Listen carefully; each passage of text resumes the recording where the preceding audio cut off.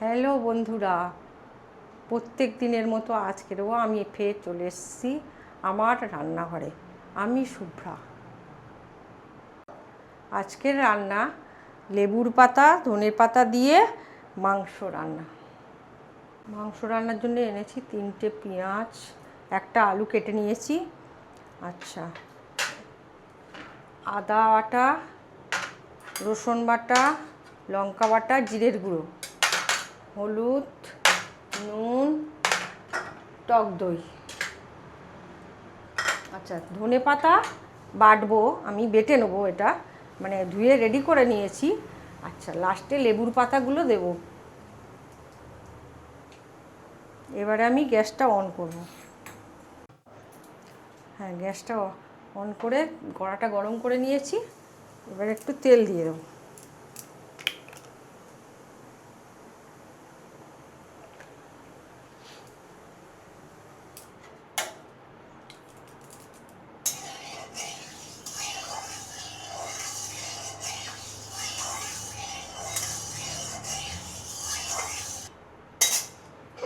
এবার তেলটা গরম হয়ে গিয়েছে।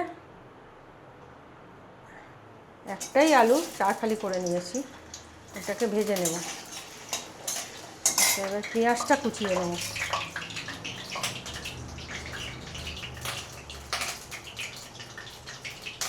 এটা কেটে নিচ্ছি।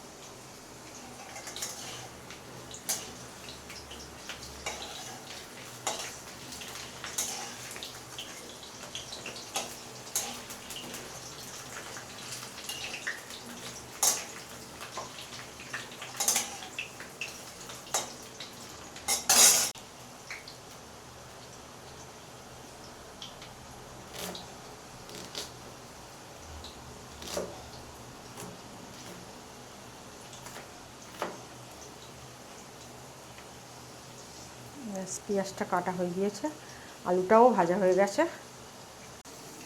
হ্যাঁ, আলুটা ভাজা হয়ে গেছে, এবার তুলে নিচ্ছি।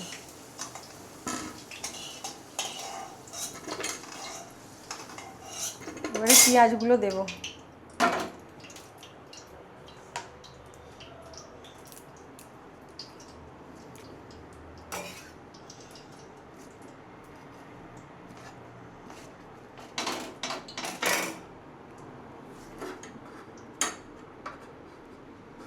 হ্যাঁ, পেঁয়াজ 3টে পেঁয়াজ কেটে নিয়েছি, এটা এবারে কড়াই দিয়ে দিলাম।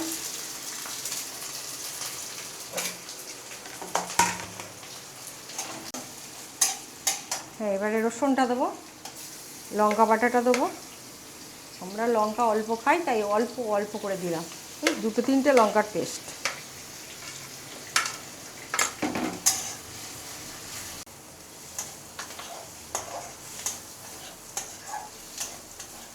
পাঁচশো মতো মাংস।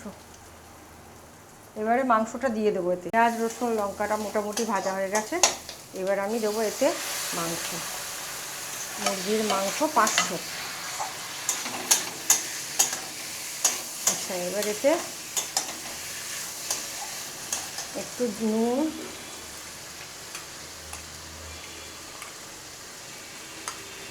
হাফ চামচের মতো নুন। আচ্ছা, হাফ চামচ মতো হলুদ। আচ্ছা, এই হাফ চামচ মতো জিরের গুঁড়ো।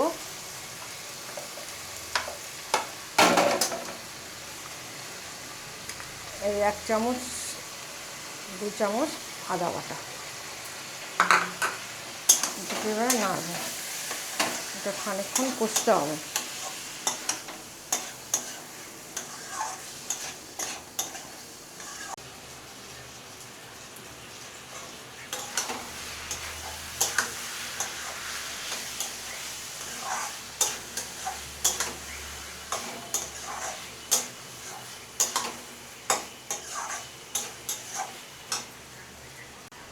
এক আঁটি ধনিয়া পাতা, এটাকে আমি এবারে মিক্সিতে পেস্ট করে আনবো।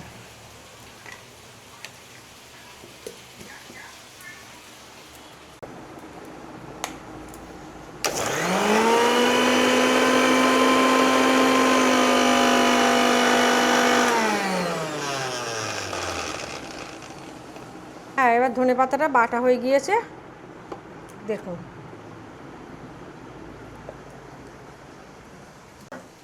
এবার টক দই দেবো 2 চামচ মতো, পেস্ট করে রেখেছি। আচ্ছা, এবারে ধনে পাতাটা দিয়ে দেবো।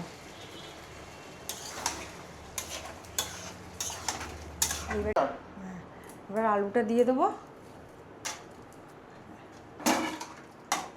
আর এটা একটু কষা মতো হয়ে গেলে, সিদ্ধ হয়ে গেলে, তারপর লেবুর পাতাটা দিয়ে ঢাকা দিয়ে দেবো। এখন না, এখন একটু এই মিনিট 5-7 এটা সিদ্ধ হয়ে যাক। হ্যাঁ, মাংসটা এবার রেডি হয়ে গেছে, সেদ্ধ কমপ্লিট। এবার একটু গরম মশলা দেবো 1 চামচ মতো।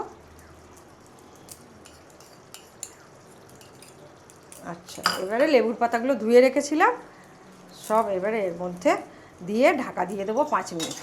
মানে গ্যাসটা একদম কমে আছে।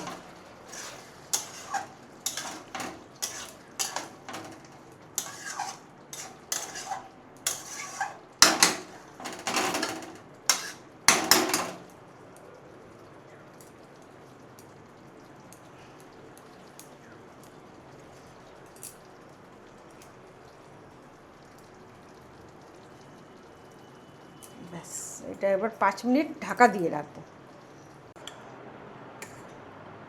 আজকে রান্না হচ্ছে আমাদের মানকচু আলুর ঝোল।